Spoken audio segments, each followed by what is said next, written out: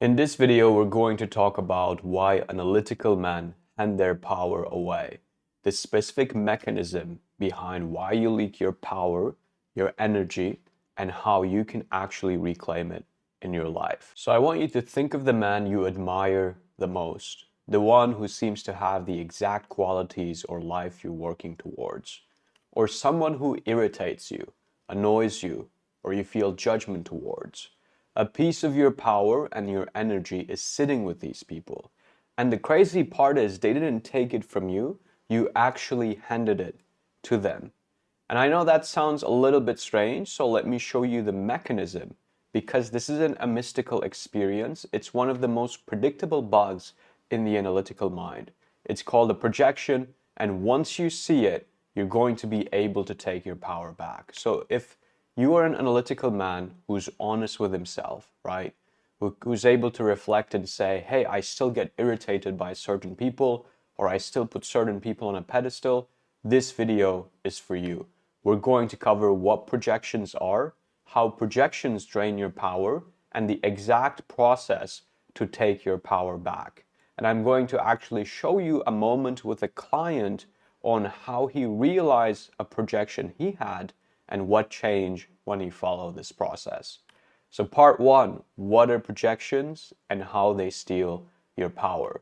Projections are internal disturbances that you paste onto the outside world. This is not a woo-woo concept, it has a lot of history behind it, and it actually starts with Freud in 1895. He realized he had a patient who was carrying some shame, and instead of feeling it, she became convinced that the neighbors were gossiping about her. So her shame got relocated to the neighbors, to the outside world.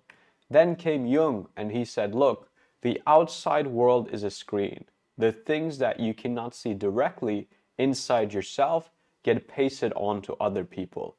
This is a little bit of a simplistic definition, but it's a good start to understand what we're moving towards. So to translate this into the engineering way or into the analytical path, a projection is like a filter, right?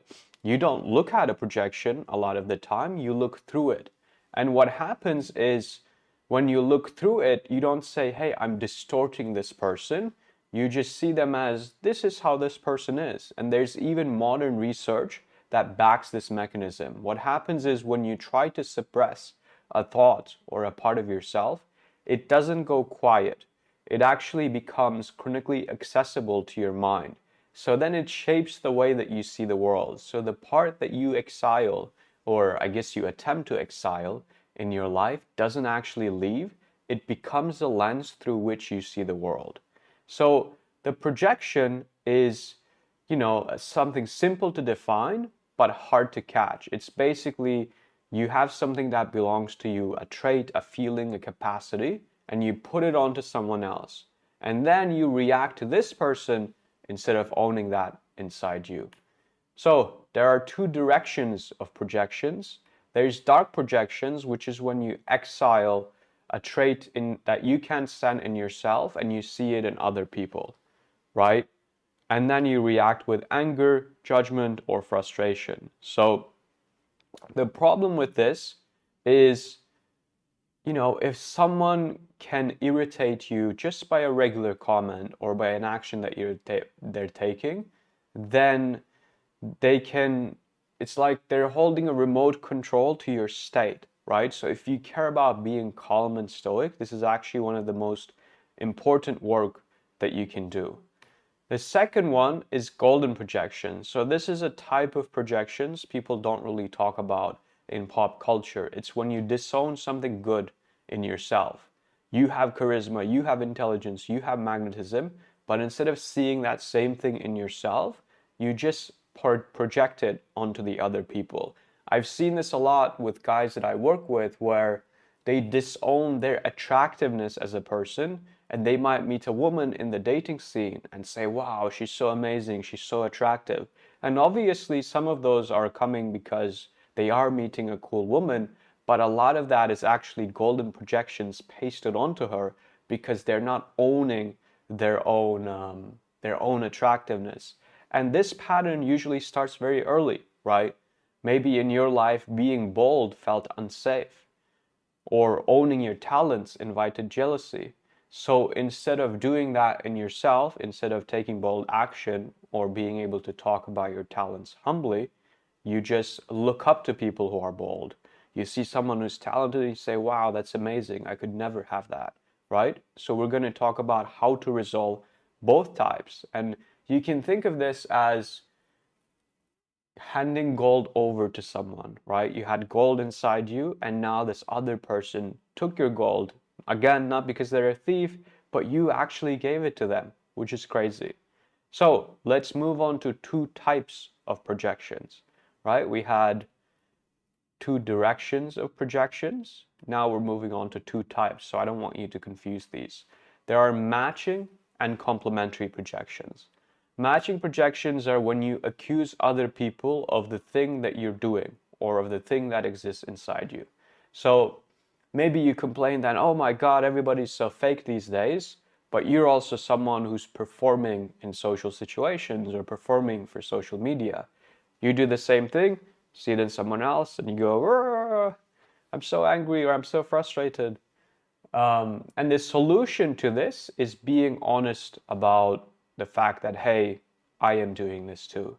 Then there are complementary projections, which is when you get frustrated about the things that you repress in yourself. So, for example, maybe you're a high performing guy and you ask your friend, hey, what did you do this weekend? And your friend says, oh man, actually, I didn't do much. Just watched some Netflix, chilled out, spent some time with my girlfriend.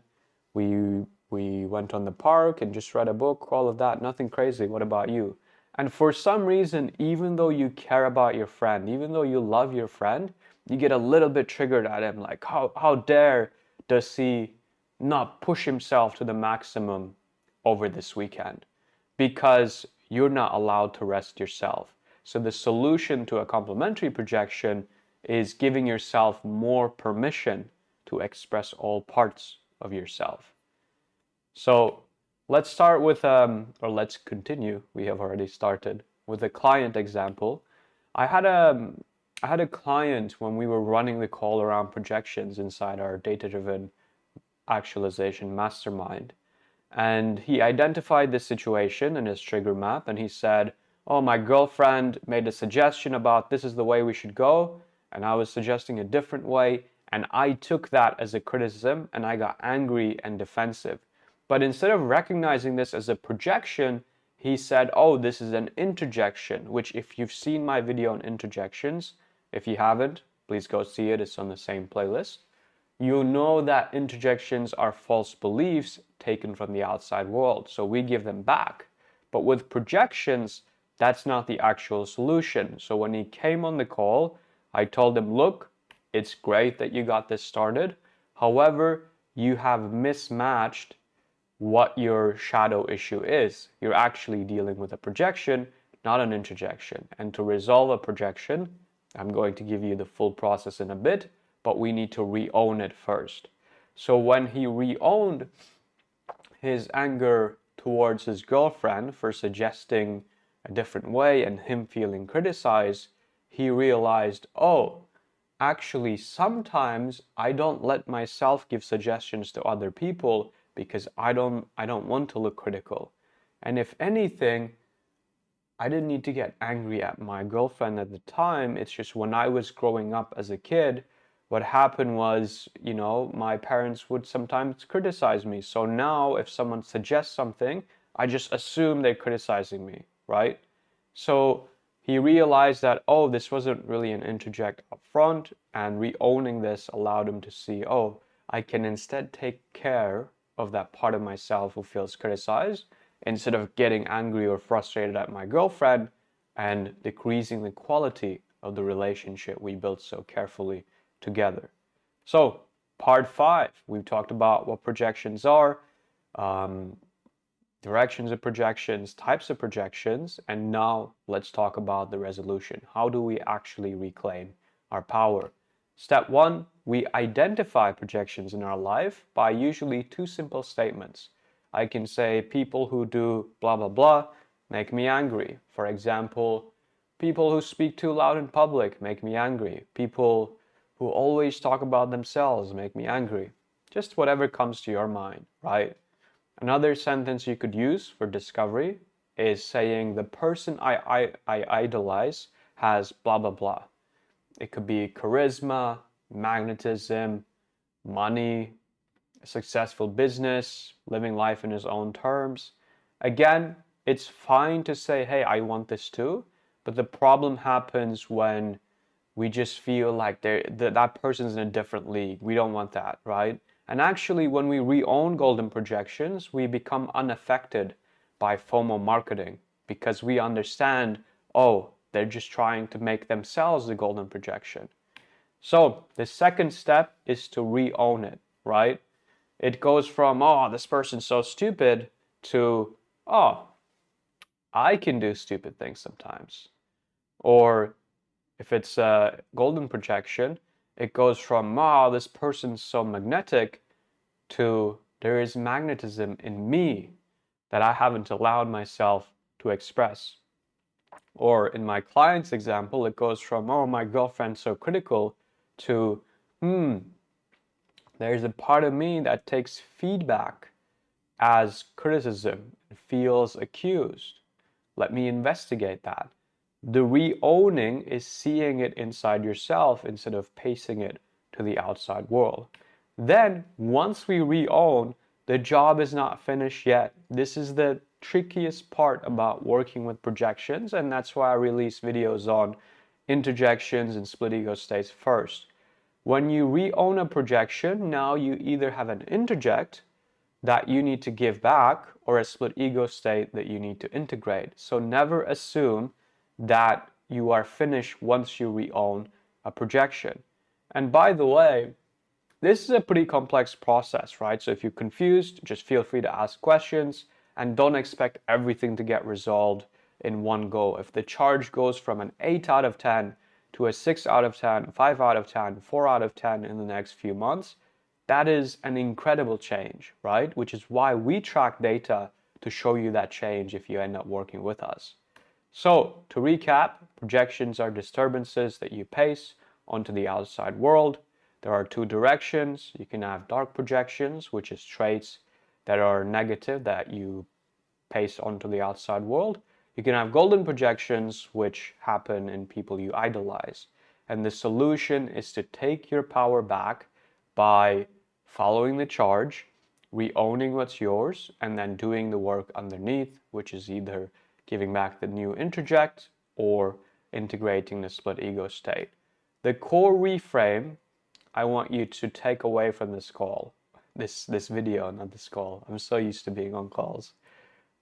Is the people out there are not your problem. They are not your heroes either. They are your mirror.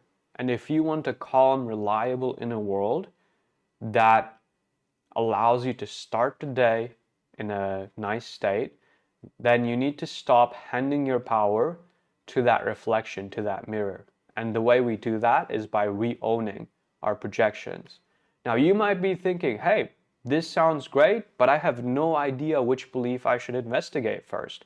So if you want to find this specific belief driving your projections, split ego states, or interjections, I built a short diagnostic tool, a quiz called the Mind OS quiz, right? It takes 3 minutes, it has 6 questions, and it shows you which of the 3 archetypes, the belief archetypes that we found after working with over 600 analytical men, is running your mind, names the core belief underneath, and sends you a 7-day plan built for that exact belief. The link for that is in the description, so if you're curious, you can take the quiz and find your belief archetype. Thanks for watching. I will see you in the next video.